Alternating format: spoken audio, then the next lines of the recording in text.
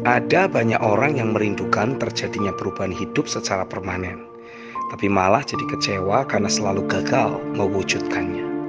Penyebabnya tidak lain adalah karena orang tersebut tidak menyadari esensi untuk mengalami perubahan hidup adalah dengan pertama-tama mengubah jalan berpikir dan membangun suatu kebiasaan baru.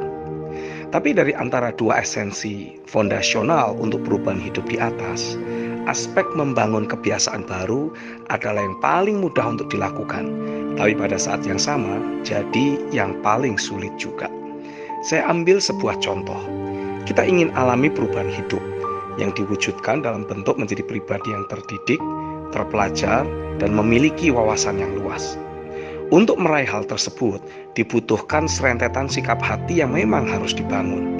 Kemauan untuk belajar, keterbukaan untuk menerima teguran, kerelaan untuk menginvestasikan waktu dan uang demi untuk memindahkan semua informasi yang ada di sekeliling kita agar dapat masuk ke dalam otak dan berdaya guna bagi diri kita di kemudian hari.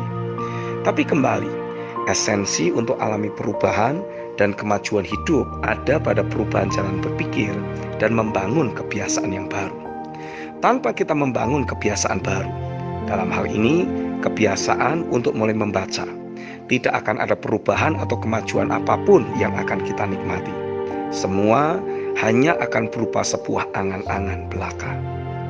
Yang pertama, tetapkan area atau aspek hidup yang kita rindukan alami kemajuan dalam 1-2 bulan ke depan. Kegagalan dalam menetapkan target perubahan atau kemajuan hanya akan membuat kita tetap berputar-putar dengan rutinitas hidup yang selama ini sudah kita jalani. Dan otomatis hal tersebut membuat kita kembali hanya akan menelan kekecewaan karena memang tidak akan pernah ada kemajuan atau progres apapun yang bakal kita nikmati. A.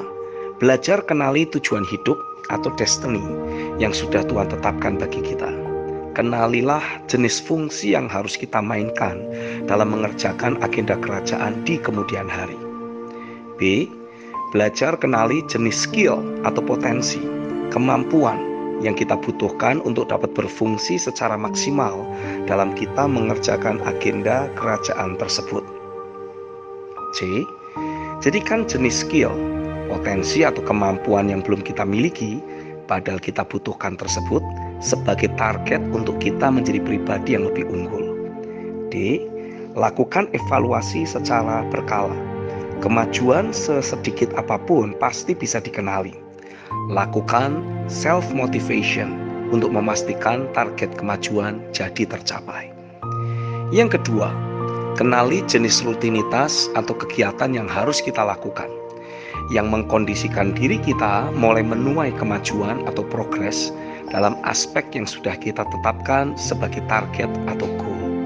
Misalkan, kita mendapati bahwa untuk dapat meraih tujuan hidup yang Tuhan tetapkan, untuk dapat berfungsi secara maksimal bagi kerajaannya, kita membutuhkan kemampuan untuk bergaul dengan banyak orang.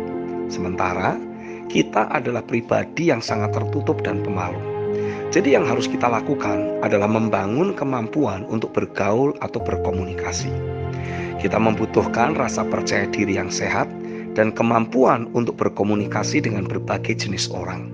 Kita perlu memiliki kepribadian yang menarik dan hangat. Dan masih ada beberapa patokan lain yang harus kita bangun dalam hidup kita. Dalam hal ini, mari kita coba ambil salah satu contoh potensi yang harus kita bangun dalam hidup kita dengan cara memulai suatu kebiasaan baru, yaitu kemampuan untuk berkomunikasi. Walau pada dasarnya kita adalah seseorang yang sangat pemalu atau pendiam, tapi saat kita mulai melakukan suatu kebiasaan baru dalam hidup kita, cepat atau lambat, kemampuan untuk berkomunikasi tersebut pasti akan terus bertumbuh. Untuk melatih kemampuan berkomunikasi tersebut melalui membangun suatu kebiasaan baru, yang harus kita lakukan hanyalah dengan mulai menyapa atau memberi salam kepada orang yang kita jumpai, yang berinteraksi dengan diri kita. Walau awalnya sangat berat, membuat jantung orang yang bersangkutan jadi dak-diduk, tapi kalau terus dibiasakan, pasti akan jadi terbiasa. Kita merasa normal, tidak lagi takut atau grogi. Dari munculnya kebiasaan baru tersebut, akan terus tumbuh kemampuan atau potensi baru yang mengubah dan meningkatkan kualitas hidup kita. Lakukanlah dengan tekun dan teruslah alami perubahan hidup ke level yang lebih unggul. Amin.